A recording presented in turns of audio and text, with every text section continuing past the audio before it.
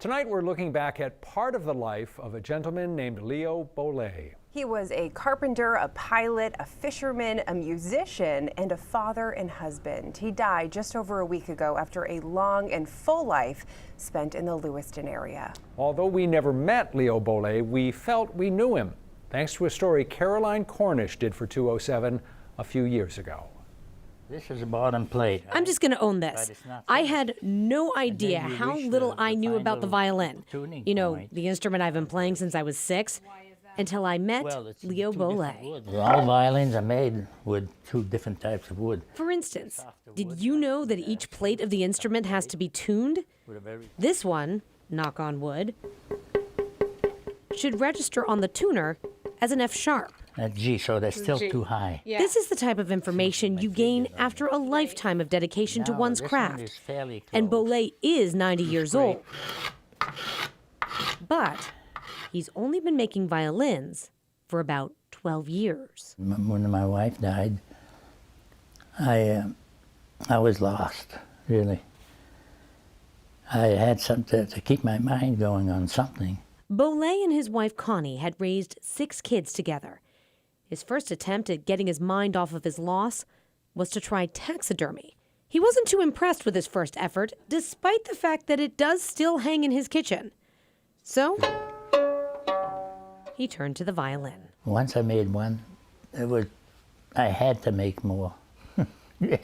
You're always hooked, you know. It's a disease. Now, obviously, you don't just pick up violin making. Classical music was always with me since I was this high. And I try to play, you know, classical music just by ear. Beaule did that for years. But when he was about 45 years old, he decided it was time to start violin lessons. Soon, he was playing in orchestra concerts around the state. And I started tinkering around with repairing violins. Then, one day, he was chopping a maple tree at his property in the Forks when he noticed something. I split him. I was using firewood, you know. And I split him, and I said, God, look at the grain on that and the figuring, you know. So I said, I'm not going to burn that. I said, I'm going to save that. Fast forward about 20 years to the loss of his beloved Connie.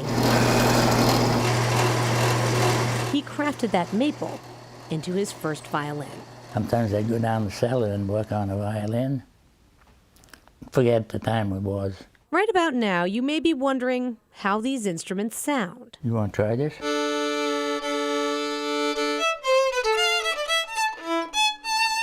I haven't played that in like 15 years. Each one is different. I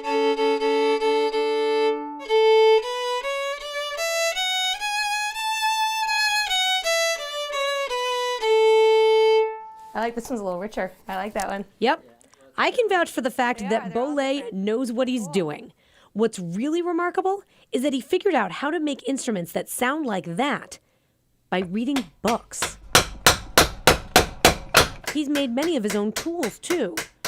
And all the wood, he's chopped down himself. When was the last time you chopped down a tree for a violin? Oh, about 3 years ago. I got enough to last me for the rest of my life, I think. And then I realized there are a lot of violins in this house. How many has he sold? I haven't sold one, and I've got 38 dead. I'm on number 39. Why do you make them if you don't sell them? It's a sickness. When I get hooked on that, they're just like my babies. When you have to go in the woods and cut your own tree, look at it and see, you know, it's special. Instead, he enjoys the instruments by letting visitors like me take them for a test run. I think I'd die before I'd sell one of them. Unfortunately, age has a way of making things more difficult. Beaule will be having a second operation on his eyes for glaucoma, and he suffers from arthritis. But I still plug at it, because I can't go without it. You know, it's like listening to classical music or something like that. He may only work about an hour a day now, but that's enough to sustain his passion. There's a lot to it, you know, trial and error. And now for the rest of the story.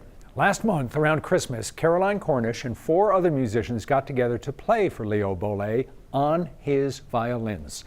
It was a special time for all of them, and Leo died about a month later. During his life, Leo made 41 violins. He never sold one of them, but he and his family had given a lot of thought to what should happen to the instruments when he was gone. Caroline and the other 4 musicians who played for him at Christmas each received a violin as a gift.